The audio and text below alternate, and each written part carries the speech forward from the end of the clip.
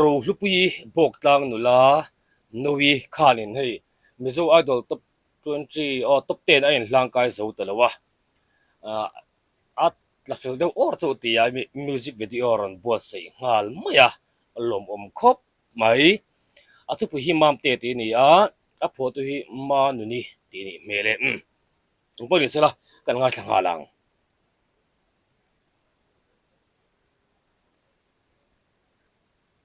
maski records mo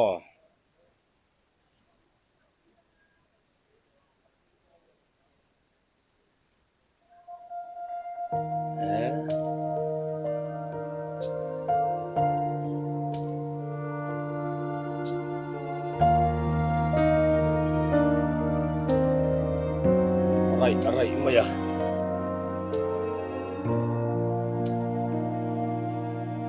MAMTE mi mangilo pianga kan lung idum songe ma se kanta ilo nilo van lal phát xuam mô lâu ni che thầy sẽ khoa nu man som na hi lâu sẽ lian sẽ la bồi tê gần văn tua thôn sẽ pham tu ran kan phalo che italo washing nun man kan som lulu an soi piara la chon mo lei mi an ve em min han shilla da chuan len kan nuam ro fam ngai la ani mo a video che fia fai thle mai nowi ka hin lo dan de engeni studio a chonin ha tu na ala sak nen khan a in rem em wang zok nge ni tu nge ni ril hlui tlumang te po kha ang a in zul de lek te kha kan hre de nge ya van azur van ngai ve hla chu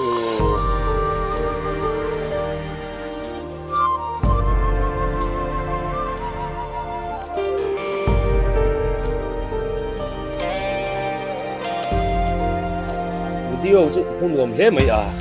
ni ko la aliam don he hon za ire silo ngor aza thi ma lakin tlai ni ko la atilai ko la lai a han lam chuai thadau oroi lai nge thin lung mit deuh sal ro lo chuak te kha lal ro pui te po lal ro pui mo khan te po khamin lal ro pui pachuaw kha te po khamin hriat chuat ti do rum lom le kan tin non le lok lai te kha ni ko la aliam don he hon za ire silo mo san kwa are asay mange lim kha sul nu châu kan san to me tui dan rua lo luangi an soi non le chi khavam dai reali chang ti pham tu ran kan phal lo cha itel lo va shi man kan som lu an soi piara la chuan wa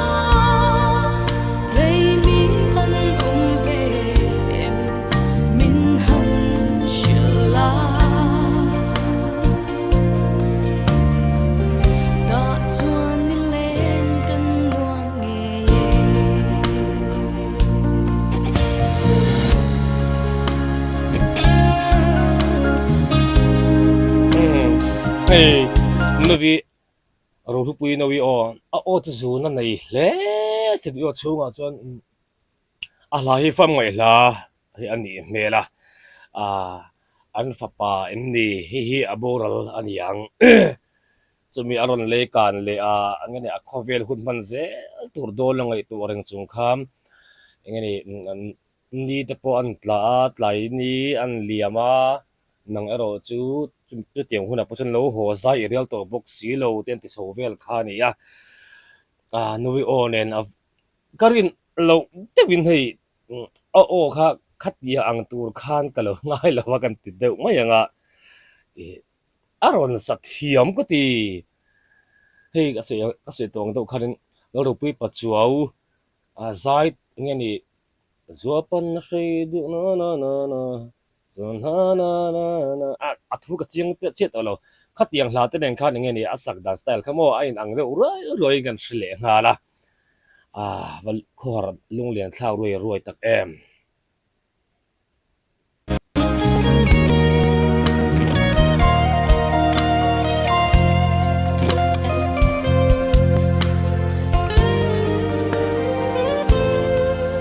MAMTE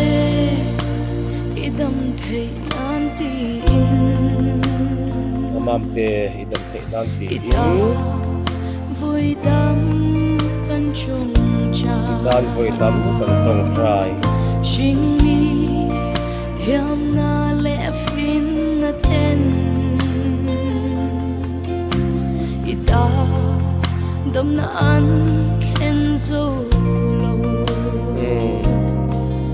ma se parem ro dan lo ni abul le to chu boy te tu na chua idam ta te tu na idam ta phong tu ran kan phal lo cha itel lo va shi man kan som lu an soi pia ra la chuan ma lei mi an om ve em min han shila da chuan ni len kan nuam nge an sei piara la chuan le mi anum ve oi lai han chen chu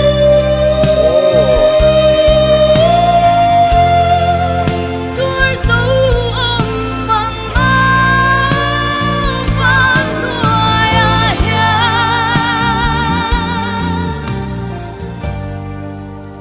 izwa pa chape ichunu atlia kan nem thiam lo loi thi kan lu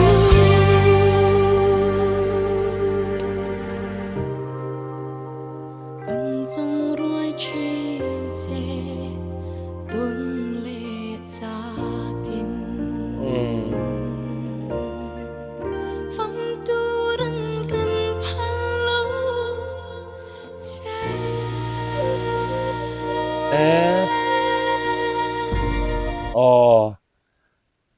hei te hi ni mo van le dat om ve MAMTE thi nei chu an na boka ni tero tong tu ta cha an na boka tin kha la kha aron so do re ya ten as teng ani aron chok phei de nia ta hadam de te khan atop abis la ron theng chia kha varen hlom lut chave oi lai han chen me ko mo avna tu nge tliak lo bi kang mo ngoro khlai te kan nga thanun le nge oi lai han chen chu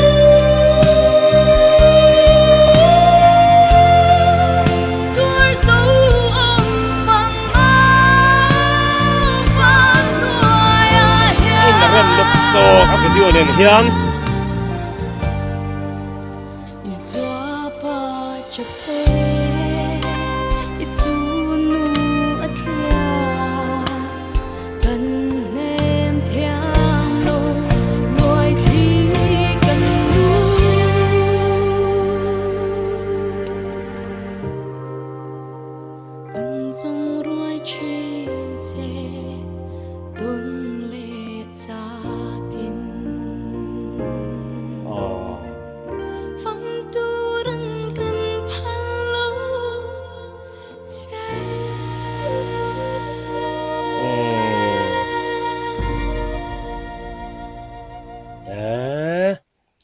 hey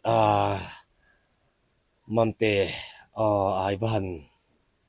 mai tak em tro tu fa nge ni ka hrelowa atur tuang in nukaran no thei me do na lom le hlupui nowi avaran sa chuak thavong vong em oi lai han then meu chu mo kan oi lai kan pom lai kan hute nek tir lai mo hute hne lai mani zala han then meu chu thin lung hi atliak no kha alo ni reng mai kan tong veng di te pawh hlawm rum zawka atong tu te ton na zara tiang hla hi alo chuak thei hi kong le lama chuanin hlamoi takanin hlui thei pha la chung kha atwa tu chu an van leilat om thin si em